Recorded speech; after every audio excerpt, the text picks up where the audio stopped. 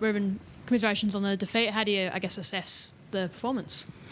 Definitely some positives in that for us. Obviously, the result's disappointing. But I mean, to come down here to away to Melbourne Victory and control large parts of the game. I think we've had 10 corners to 4 and probably 65% of the ball and more final third entries, more deliveries into the box. We just lack that little bit of quality in those moments to execute, and that shows. And for them, probably the opposite, to be honest. The two current Socceroos have scored both their goals, but they haven't dominated any of those metrics. So, that's pretty much how I saw it. Just the not creating those real golden chances, I guess, that you could put away. Is that the main sort of frustration today? Look, I look at the chance in the first half that, we're at 1.5 metres, 2 metres out from goal. Jack Duncan makes a great save. Could be 1-1 at half time. So, it's a pretty clear chance that, we need to be better in. Is that the, I guess, the more frustrating aspect? As you mentioned, 62% possession and really probably only one shot that really threatened them the whole match. Is that probably the... Look, small moments. I think Tommy's header that Jack's tipped around the bar that ended up being offside. But again, that's small moments. He's probably like fractionally offside. Mm-hmm. And then if he was onside, you'd say great chance created. So, we're very close. There's a lot of positives in that performance from last week, to be honest, for us. We're 3 games in. I think that's our 4th game against A-League opposition in about 20 weeks. Because we didn't have the luxury of playing pre-season games against high-quality teams. So, and then we get Auckland away, Sydney FC at home on a bit of a dog track, obviously after the concert, which was not really conducive to football. But there we are, 2-2, 88 minutes, still competing with one of the powerhouses of Australian football. And then here we are down away to Melbourne Victory and controlling the game against a really strong team with a lot of high-quality individuals. I think they were in the grand final last year.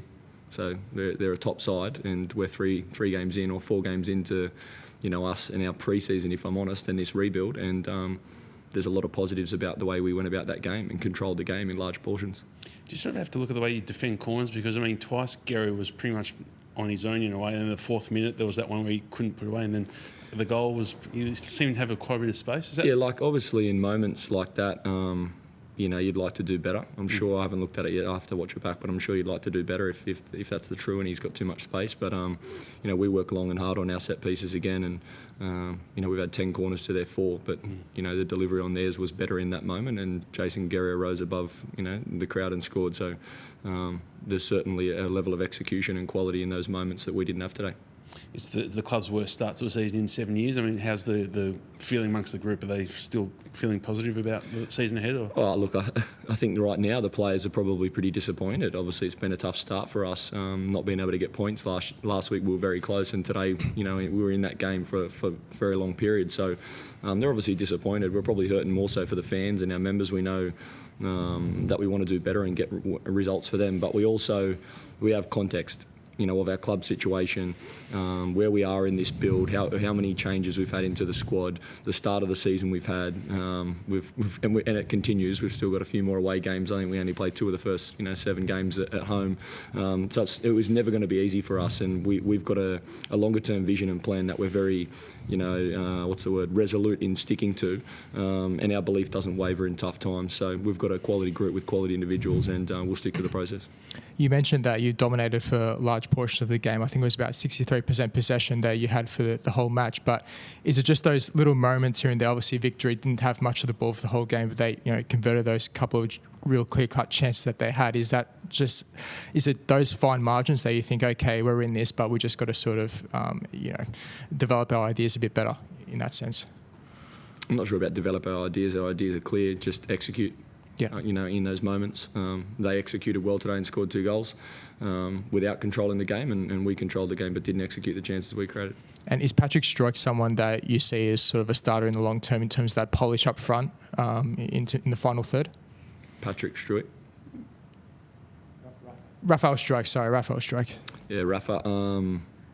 Look, Rafa's like I said last week, he's a very talented young player. He hasn't played much senior men's football at club level, but at international level he's obviously doing really well with Indonesia, and he's still adapting to Australian football and our processes. But he's been great. He's been great to deal with. He's a good young player with a big future.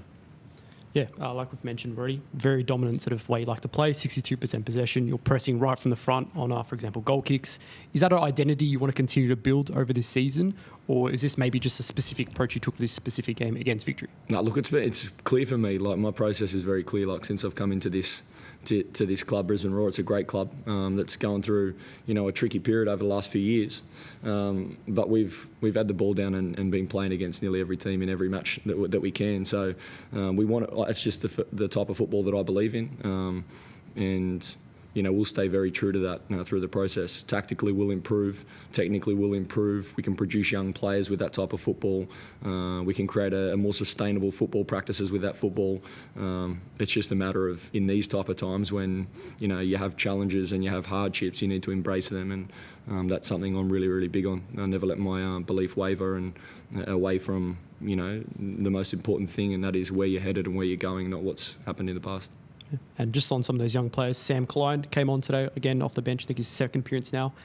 Someone that's maybe struggled to get a first-team opportunity. What do you see in him as a player, and do you think that he's someone that can really push into your midfield, perhaps? Yeah, look, Sammy's what a great young man and a really good young footballer.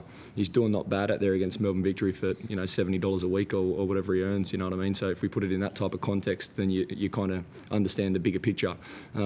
Sammy's a fantastic trainer, a fantastic, hungry young pro, and he's getting better week to week in our program and in our environment, and he's someone that we think's got a big future. Any injury concerns or clean bill of health today? We've got a couple of injuries, obviously, back home, guys that we haven't been able to take into the squad. Nasa Acosta was a big player for us, a big signing for us, and someone in those wide areas that has that X factor and that quality. Obviously, missing him today is quite clear, because with that amount of ball and that amount of final third entries, those amount of penalty box entries on angles, especially with at the ball at the winger's feet, missing Nasa is a big thing for us at the moment. Just, Ruben, how do you look to use the international break in terms of what you can build on? Just train and work harder and continue improving. Like I say, we've improved, from the Auckland game into the Sydney game last week. We were, 5 minutes away from taking a point against a really good team. We've come down here today and we're right in that game, and we'll continue to improve, use the break to continue building processes and make sure we pick the boys up and we'll go again.